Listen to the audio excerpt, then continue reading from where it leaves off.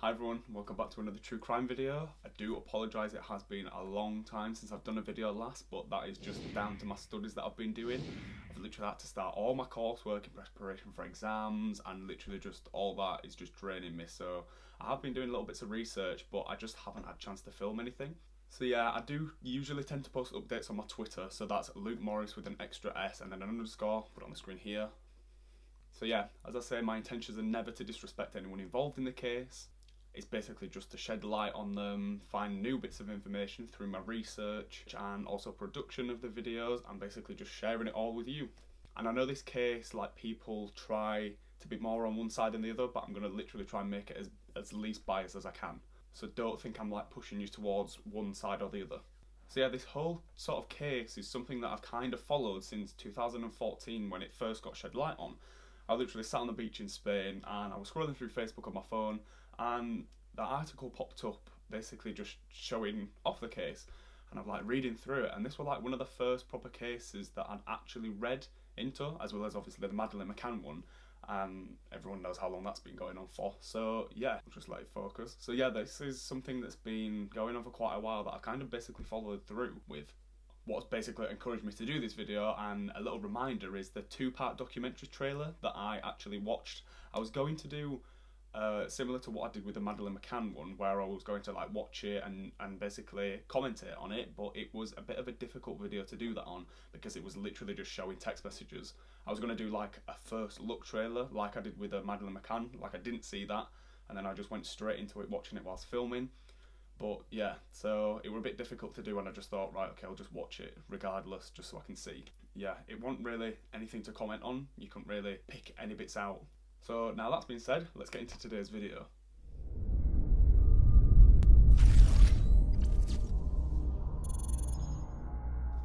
So Conrad Henry Roy III was born in 1995 in Massachusetts. He was an 18-year-old American Marine salvage captain, and he gained this captain licence after completing 3 months of night classes.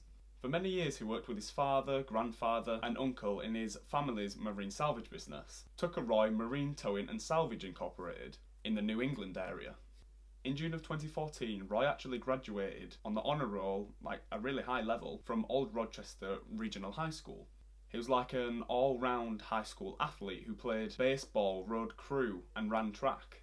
He graduated with a 3.88 GPA and had been accepted into Fitchburg State University to study business.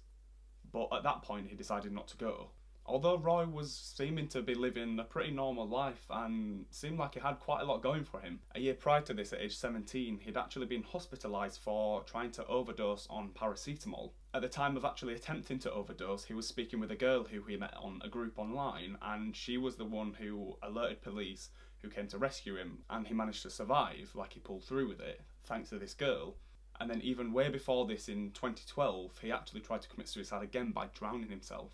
Roy did struggle with like that anxiety and depression, and he was seeing quite a lot of counsellors and stuff to do with this, including a cognitive behavioural therapist as well.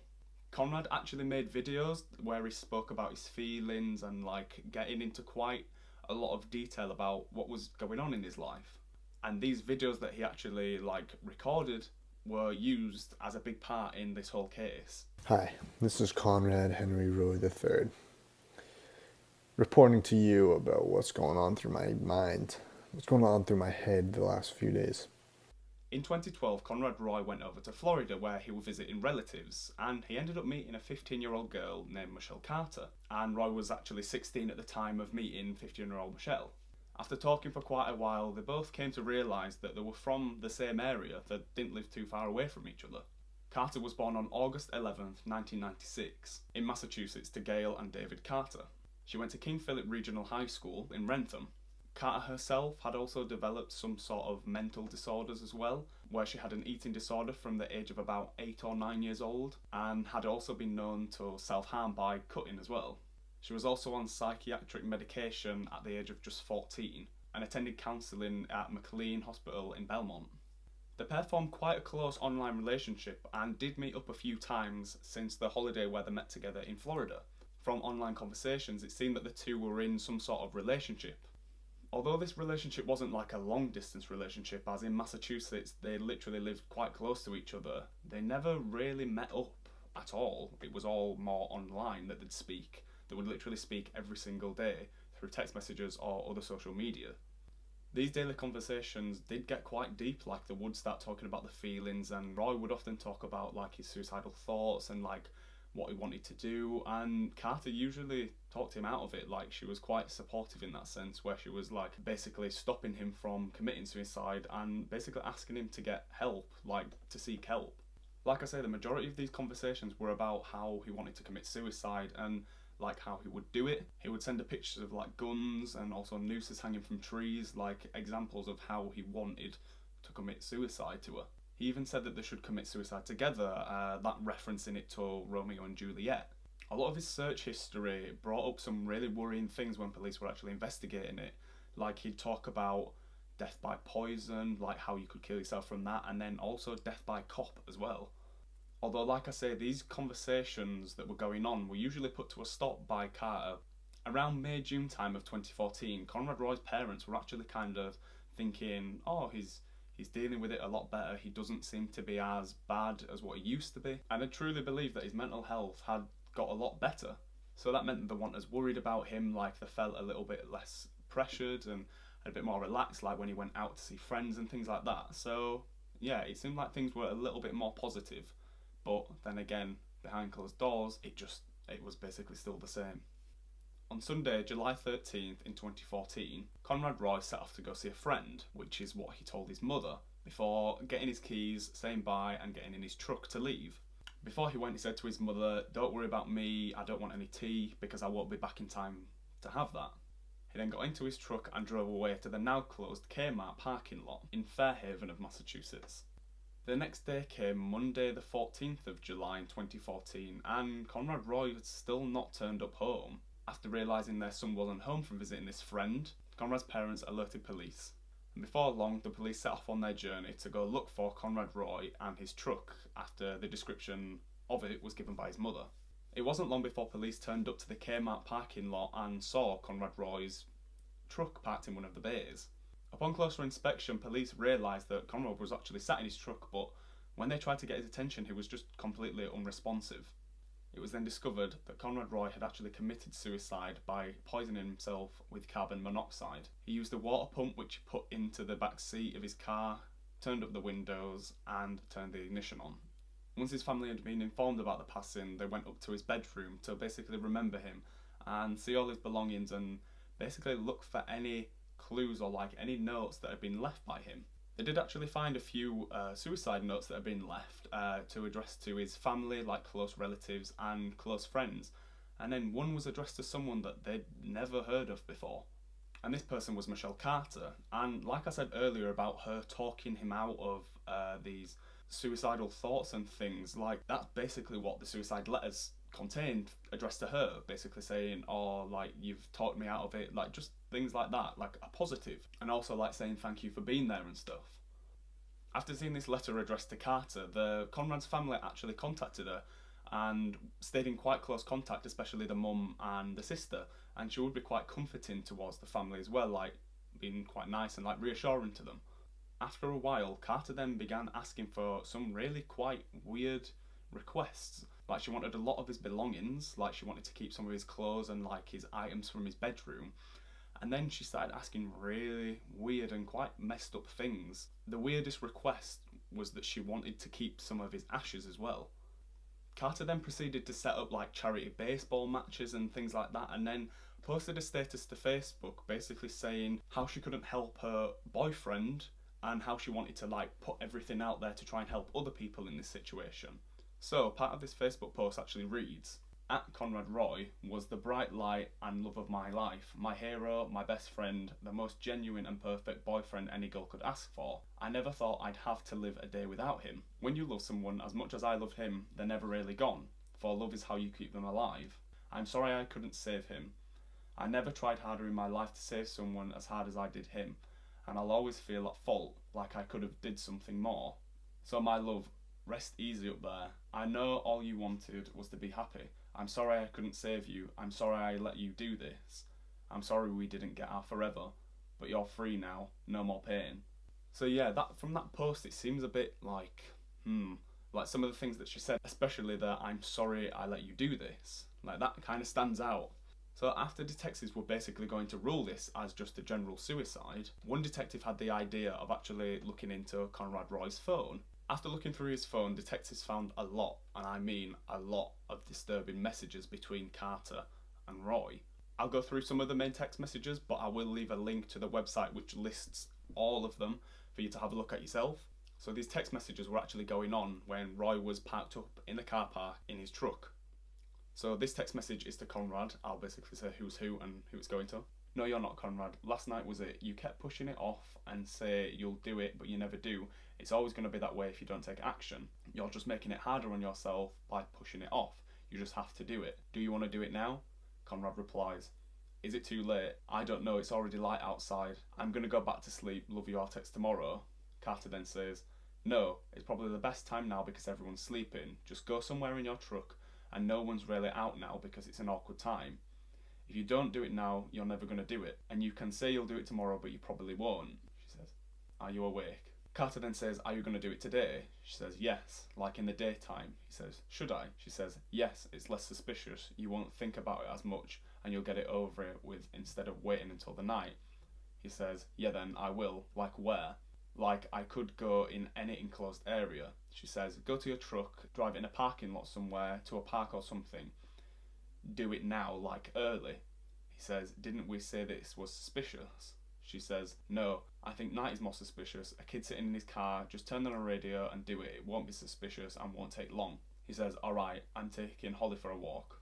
And that's basically some of the messages that are exchanged between the two. As you can see, Michelle is literally forcing him to do it, saying if you're not going to do it now, you're never going to do it, and you need to do it, and things like that. So yeah, so there's some of the text messages that was exchanged between Carter and Roy on the night that he was going to commit suicide, and she was basically forcing him, saying if you're not going to do it now, you'll never do it, or like you need to do it now, stop putting it off. And they also had a phone call during this time as well, and police were obviously like, oh, there's a phone call that we don't know about, but what Carter had actually done was message a friend telling her exactly the conversation that they had in this phone call.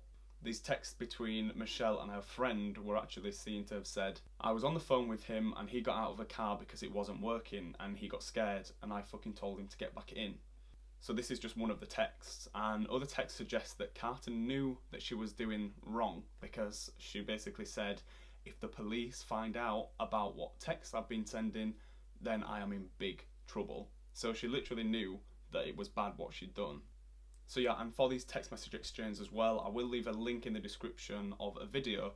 Somebody's put a video together and it's been done really well, so you do get an insight between all the messages and stuff. On February 4th of 2014, Michelle Carter was indicted and arraigned the following day at New Bedford Juvenile Court on charges of involuntary manslaughter. The grand jury found enough information to charge her with the assisted suicide. As she was 17 at the time, the court indicted her as a youthful offender rather than juvenile, meaning she could actually be sentenced as an adult. Later to this, in May of 2015, Conrad Roy's family were actually quite upset by pictures posted online by Gail Carter, and despite her court order, it literally showed pictures of her enjoying herself at Disney World, and then also timed in a prom dress as well. And this school competition, that's why she went to Walt Disney, because it was basically part of this trip that she went on.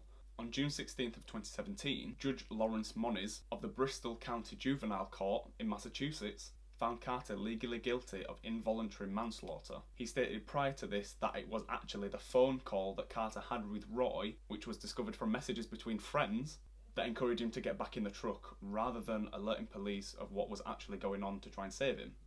Prosecutors claim that Carter had actually seek public attention from the death of her boyfriend, and their putative relationship was almost entirely online rather than in person, like I previously mentioned. This also suggested the vulnerability of Roy at this time had actually been quite a big issue, and Carter's persuasion and forcing him to go through with it basically gained her this attention that she desired.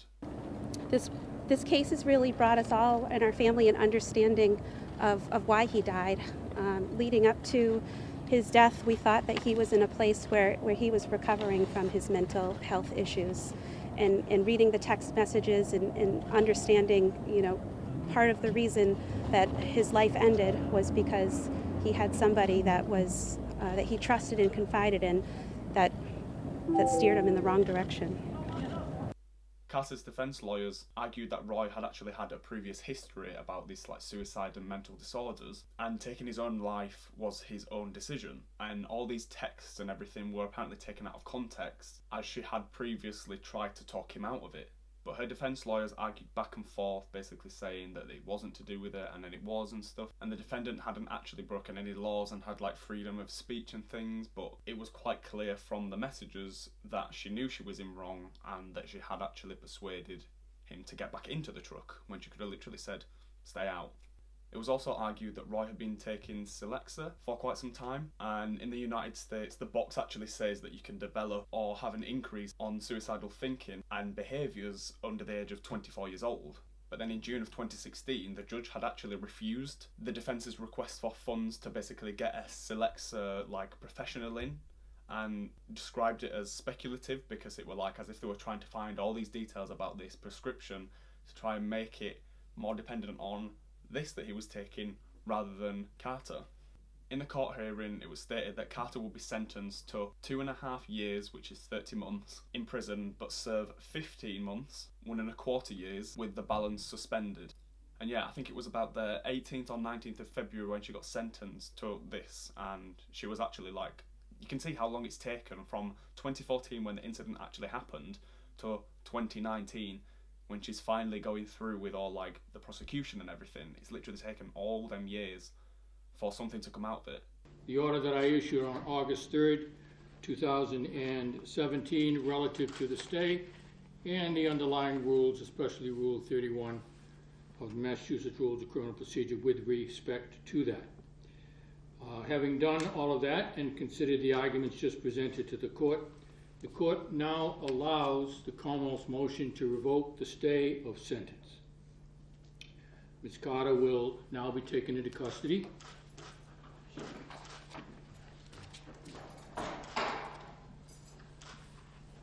This matter is adjourned. Conrad will be forever missed, and through this case, we know in the media attention that his story has touched so many hearts. We're thankful that the only good that can come from this is really the awareness that's brought to mental health and suicide awareness. So yeah, that is all for today's video. I hope you did find more light on the case and a little bit more information that you might not have done already. And yeah, this is just an awful and manipulative case of someone really vulnerable, and I feel for the family involved at this time. And I'm glad that some justice was able to be brought on this case. So yeah, if you did find it informative, please do leave a like and subscribe for more videos, hopefully every week, fingers crossed, but like I say, through studies it has been quite difficult. So yeah, and also turn the notification bell on, because that way you will be updated when I do eventually upload a new video. And it should hopefully be either within the next week or so. So yeah, thank you again for watching and see you next time.